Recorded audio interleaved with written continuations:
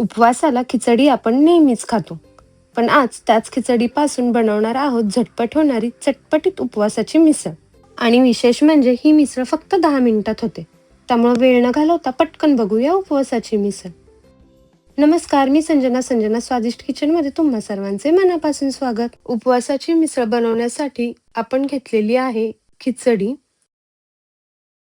दाण्याचा कूट, मीठ, डाळिंब, 2 हिरव्या मिरच्या, आंबट गोड चिंच खजुराची चटणी आणि फलाहारी चिवडा. मिसळीचा छान फील येण्यासाठी मी इथे लाल रंगाची खिचडी घेतलेली आहे. ही कशी करायची याची डिटेल रेसिपी माझी यूट्यूब चॅनलवर अवेलेबल आहे. तसंच डिस्क्रिप्शनमध्ये मी याची लिंक दिलेली आहे. सगळ्यात पहिल्यांदा आपण दाण्याची आमटी करून घेऊ.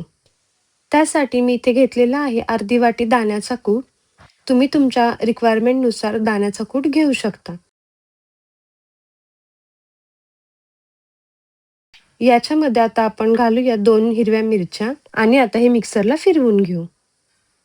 सुरुवातीलाच पाणी घालायचं नाही, नाहीतर कूट व्यवस्थित बारीक होत नाही. 1-2दा फिरवून घेतल्यानंतर आता पाणी ॲड करून आपण परत एकदा ह्याची पेस्ट करून घेऊ. तुम्ही इथे बघू शकता व्यवस्थित पेस्ट झालेली आहे. आमटीसाठी दाण्याची पेस्ट ही एकदम बारीक बनवायची, म्हणजे आमटी छान एकजीव होते. पेस्ट तयार आहे. आता फोडणीची तयारी करू. त्यासाठी एका भांड्यामध्ये मी 1 चमचा तूप घातले. त्याच्यामध्ये आपण केलेली पेस्ट ॲड करायची आणि चवीनुसार मीठ. व्यवस्थित मिक्स करून छान उकळी आणायची. शेंगदाण्याची आमटी करताना आपण बऱ्याचदा चिंच गूळसुद्धा ॲड करतो, पण आपण या आमटीमध्ये ॲड करायचं नाही, कारण आपण सेपरेट चिंच गुळाची चटणी मिसळमध्ये ॲड करणार आहे. त्याच्यामुळे आपण जर यात सुद्धा चिंच गूळ वापरला तर आपली मिसळ जास्त आंबट होऊ शकते. त्यामुळे शक्यतो मिसळीच्या आमटीमध्ये चिंच गूळ मिक्स नाही करायचा. आता यामध्ये थोडं पाणी ॲड करायचं. आपल्याला आमटीची कन्सिस्टन्सी कशी हवी आहे यानुसार पाणी ॲड करायचं. मिसळीसाठी शक्यतो पातळ आमटी करायची, म्हणजे ती छान मिक्स होते. अशी छान उकळी आली की गॅस बंद करायचा आणि आपली आमटी तयार आहे. आता मिसळ कशी करायची ते बघूया. त्यासाठी मी इथे घेतलेली आहे खिचडी. मिसळीसाठी शक्यतो अशी लाल रंगाची खिचडी, म्हणजेच लाल मिरचीमध्ये फुललेली खिचडी घ्यायची.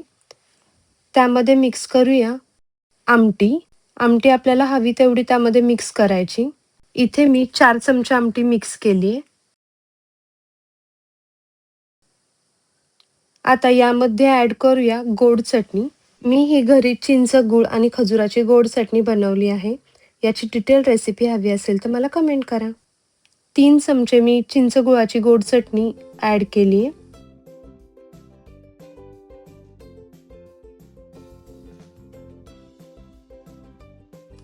आता आपण यावर घालूया फलाहारी चिवडा. फलाहारी चिवडामुळे छान त्याला क्रंचीनेस येतो.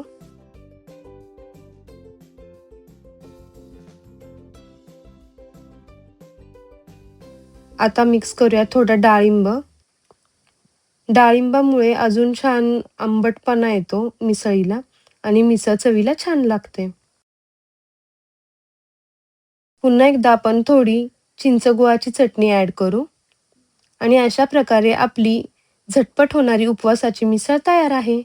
या उपवासांमध्ये एकदा तरी ही मिसळ नक्की ट्राय करा आणि व्हिडिओ आवडली असेल तर व्हिडिओला लाईक करा, कमेंट करा आणि शेअर करा. अशाच झटपट होणाऱ्या रेसिपीजसाठी मला सबस्क्राईब करा. उपवासाच्या अजून वेगवेगळ्या रेसिपीज संजना स्वादिष्ट किचन पेजवरती अवेलेबल आहेत, तर एकदा नक्की जाऊन व्हिजिट करा. थँक्यू.